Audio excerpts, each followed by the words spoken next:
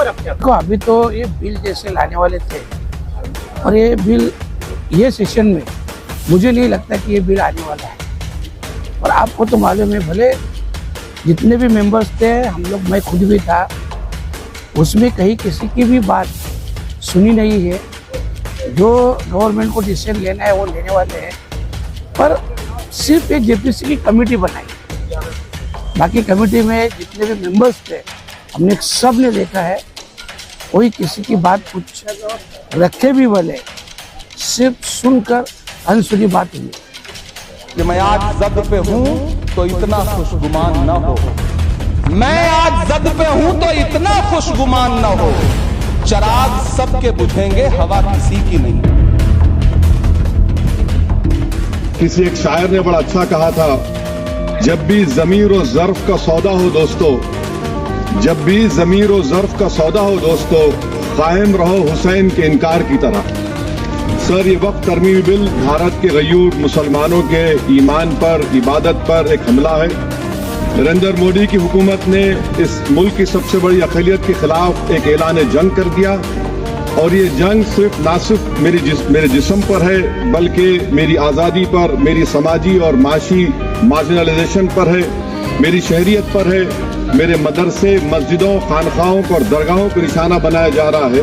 बहुत शॉकिंग लगा जब ये देखा गया कि भाले मामा एब्सेंट है, जबकि अक्सर अक्सरियती इलाका मुसलमानों को उन्होंने जिताया, अपने एमपी को, भाले मामा को जिताया। अब वो एब्सेंट थे, बड़ी तकलीफ हुई। मेरा ऐसा मानना है कि आज वक्फ जायदाद को लेकर जो ये बिल पास हुआ है, ये सरासर गलत हो रहा है मुल्क में। जैसे अभी बहुत से लोग मुसलमानों ने जिनको जिता के सांसद में भेजा, जिनके सांसद और सदन में भेजा, वो लोग भी मुसलमानों के साथ गलत किए। मुसलमानों ने, भिवंडी के खासतौर से मुसलमानों ने 2,32,000 के करीब मुसलमानों ने बाले मामा को अपना मसीहा समझ करके वोट दिया था, और वो सदन में गैर हाजिर रह करके उन्होंने अपने उस पुराने पैटर्न को दोहराया है।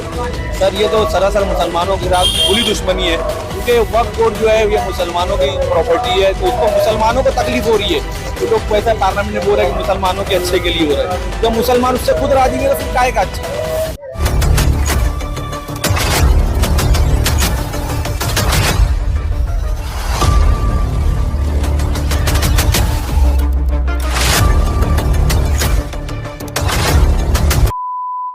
क्या कहेंगे, जो वक्फ बिल है वो यहाँ पर पास हो गया है, उसके बारे में आप क्या कहना चाहेंगे? क्या कहेंगे, अब वो मेजॉरिटी थी, मेजॉरिटी में वोटिंग हुई, सरासर गलती है। ये कानून जो पास हुआ है ये मुसलमानों के खिलाफ ही पास हुआ है, इसमें मुसलमानों को कोई फ़ायदा नहीं है। जैसा कि अमित शाह ने कहा था पार्लियामेंट में, और किरण रिजिजू ने कहा था कि ये मुसलमानों को इससे बहुत फ़ायदा मिलेगा, इससे बहुत बेहतर है। ये हमने भी थोड़ा बहुत पढ़ा है, थोड़ा बहुत कानून के बारे में मालूमात ली है।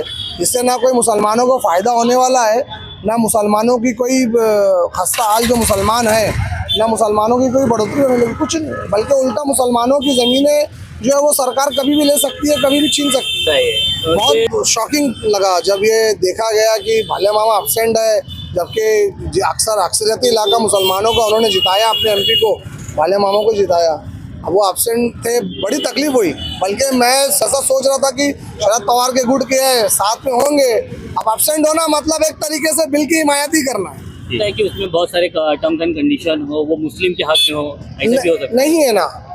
मैंने भी थोड़ा बहुत पढ़ा है, कोई ऐसा टर्म एंड कंडीशन अभी वक्फ बाय यूज़र जो है, वक्फ बाय यूज़र एक अथॉरिटी होती थी वक्फ बोर्ड को, पैनल को अथॉरिटी थी, ट्राइब्यूनल कोर्ट था हमारे पास। सबसे पहले अमित शाह ने सबसे बड़ा झूठ उसमें कहा है कि इसको तुम किसी चीज़ में चैलेंज नहीं कर सकते, वक्फ बोर्ड के फैसले को, ये सबसे बड़ा झूठ है। ट्राइब्यूनल कोर्ट है, जब वक्फ कोई फैसला देता है तो उसके बाद एक ट्राइब्यूनल कोर्ट आती है, ट्राइब्यूनल कोर्ट के बाद याचिका हाई कोर्ट में भी तुम कर सकते हो, पिटिशन दाखिल कर सकते हो, और उसके बाद सुप्रीम कोर्ट है। इसने सबसे बड़ा झूठ कहा है पार्लियामेंट में कि मुसलमानों की इसको कोई चैलेंज नहीं कर सकता है, इनके फैसलों को, इनकी प्रॉपर्टीज़ को, इनको गलत है, ऐसा नहीं है। ठीक है, देखिए वक्फ की प्रॉपर्टी जो है, मुसलमान वो जो वक्फ करता है वो अल्लाह की राह में वक्फ करता है, तो वो मुसलमानों की प्रॉपर्टी थी। कई ज़माने से इसके ऊपर नज़र था आरएसएस और बीजेपी का, उन्होंने अपने हिसाब से अमेंड किया है, वो नए नए कानून इस तरीके से मुल्क के अंदर ला रहे हैं, लेकिन इसमें कहीं ना कहीं गलती हमारे उन वक्फ के जो जिम्मेदारान हैं उनकी भी है। उन्होंने आज तक मुसलमानों के लिए वक्फ की ज़मीन का क्या इस्तेमाल किया, कितने कॉलेजेस बना दिए, या उस ज़मीन का क्या इस्तेमाल करके हमारे बच्चों को क्या उन्होंने आगे बढ़ाने का काम किया, या हमारे बेवाओं को क्या किया, यानी मुस्लिम समाज को उस वक्फ बोर्ड की ज़मीन से क्या फ़ायदा मिला। तो एक तरीके से मराठी में कहावत है, तुला ना मला घाल कुतऱ्याला, ठीक है ना। तो जब किसी चीज़ की ठीक तरीके से देखभाल नहीं होगी तो उसके ऊपर इस तरीके के लोगों की नज़र होगी, और आपकी गैर जिम्मेदारी यानी हमारी गैर जिम्मेदारी, हमारी जो है बदनीयती ने इस चीज़ को हमसे दूर किया। ये चीज़ गलत हुई है, होनी नहीं चाहिए थी। अगर हम जिम्मेदार होते, अगर हम इस चीज़ को संभाल रहे होते तो ये चीज़ हमारे से दूर नहीं होती। सबसे पहले जिन लोगों ने इस बिल की मुखालिफत करी है मैं उनको सलाम करूंगा, ख़ास तौर से जनाब असदुद्दीन ओवैसी और इनके पीछे जो लीडरान खड़े थे, चाहे वो किसी भी पार्टी से बिलोंग करते हो। सबसे पहले तो उनको सलाम किए, उन्होंने जिद्दोजहद करी, इस बिल की मुखालिफत करी। दूसरा, मुसलमानों ने, भिवंडी के खास तौर से मुसलमानों ने 2,32,000 के करीब मुसलमानों ने बाले मामा को अपना मसीहा समझ करके वोट दिया था, और वो सदन में गैर हाजिर रह करके उन्होंने अपने उस पुराने पैटर्न को दोहराया है। जब वो कांग्रेस में आने के पहले उन्होंने कभी ट्राई किया था बीजेपी में, कभी ट्राई किया था शिवसेना में, कभी ट्राई किया था मनसे में, उन्होंने अपने उस असली मकसद को बता दिया। वो गैर हाजिर होना वो उनके मकसद का हिस्सा था, ठीक है। तो वो गैर हाजिर हुए, उससे हमें कोई अचंभा नहीं लगा, कोई ऐसी अनएक्सपेक्टेड बात नहीं थी। उम्मीद यही की जा रही थी कि बाले मामा सेकुलर दिखा रहे, सेकुलर है नहीं। तो ये मैं भिवंडी शहर के उन नेताओं को जो उनको कंधे पे ले लेके घूम रहे थे उनसे कहूँगा कि सुनो, देखो, अपनी आंखों को खोलो। जिनको आपने मसीहा समझ के कंधे पे लेकर घूमे थे, जिनसे आपने पैसे लेकर के उनकी हिमायत करी थी, जिनको आपने गली गली घूम करके वोट दिलवाया था, वो तुम्हारे लिए धोखे का काम करते हैं। ये जो वक्फ बिल है ये मुस्लिम लोगों के सपोर्ट में भी हो सकता है। नहीं सर, आप इस बिल को पढ़िए, आप इस बिल को पढ़िए। अमित शाह साहब एक ऐसी शख्सियत है जो झूठ पे झूठ बोलने में माहिर है। आप जब इस बिल को पढ़ेंगे तो दिखाया कुछ और जा रहा है, हकीकतन है कुछ और। तो जब आप इस बिल को पढ़ेंगे तो इसकी शक्ल खुलकर आएगी। ये बात बोलना नहीं चाहता, बहुत लंबी तफसील हो जाएगी, लेकिन शॉर्ट में ये है कि धोखा हुआ है भिवंडी करों के लिए, और मुसलमानों के साथ खास तौर से जिस तरीके से उनको हमेशा धोखा दिया जाता है, इस बार भी धोखा दिया गया। उन लोगों को मुबारक जिन्होंने बालिया मामा का सपोर्ट किया था, इसी तरीके से धोखेबाजों का सपोर्ट करिए, और आप भी धोखेबाजों की लिस्ट में आती रहिए। ये सरासर मुसलमानों के साथ धोखा हुई है, धोखा हो गया है।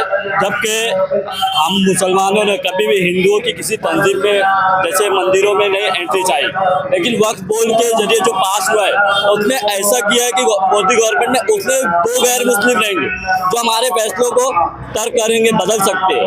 ये हमारे साथ नाइंसाफी हुई है जो नहीं होना चाहिए।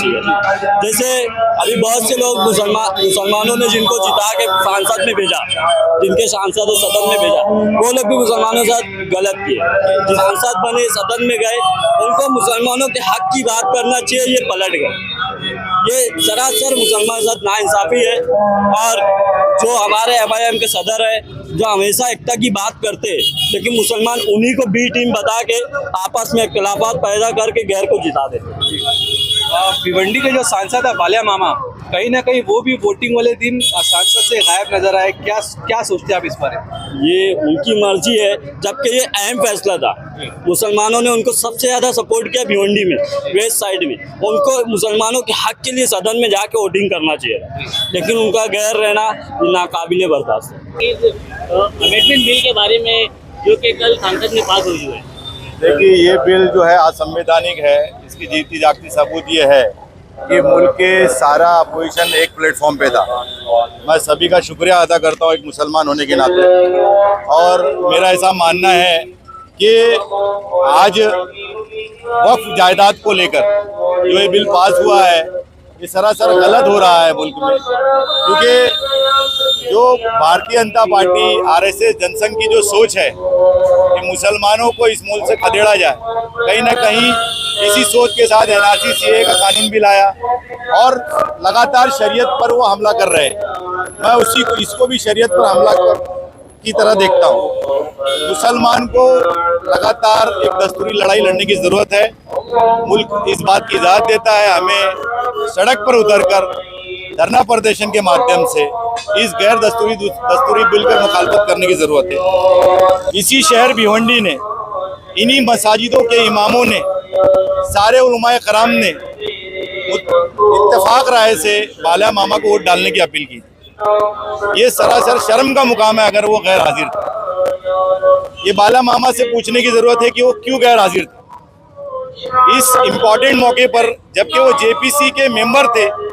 जेपीसी की मीटिंगों के माध्यम से उन्हें इस बात का इल्म था कि ये गैर संवैधानिक बिल है, और कल जब पार्लियामेंट में बिल पेश किया जा रहा था तो बाला मामा ने वहां मौजूद होकर एहतजाज दर्ज करने की जरूरत थी। और ऐसे वक्त पे वो गैर हाजिर क्यों थे, ये मीडिया के माध्यम से उन्हें भिवंडी शहर के उन वोटरों को बताने की जरूरत है जिन्होंने अपने घर से वोट निकल कर भारतीय जनता पार्टी आरएसएस जनसंघ के खिलाफ वोट देकर उनको कामयाब किया था।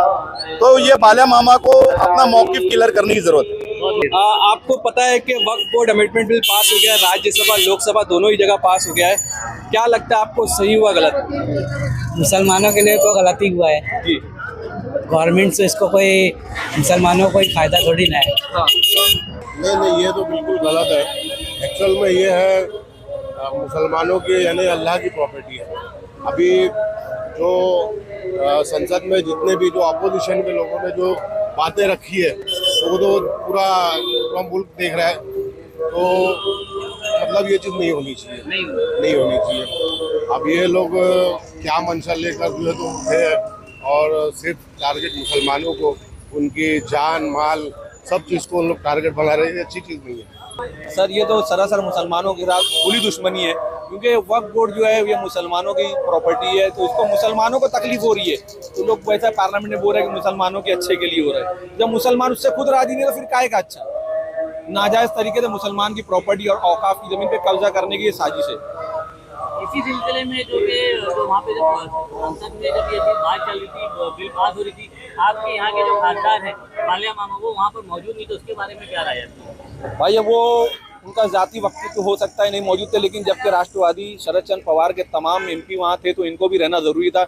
नहीं रह के कहीं ना कहीं इन्होंने बिल को समर्थन देने का काम किया, मुझको ऐसा लगता है, क्योंकि तमाम पार्टी ने व्हिप जारी की थी, हर पार्टी छोटी बड़ी पार्टी सबके मेंबर ऑफ पार्लियामेंट में मौजूद थे और उन्होंने अपोज में वोट दिया था, तो इनको भी वहाँ रहना चाहिए था।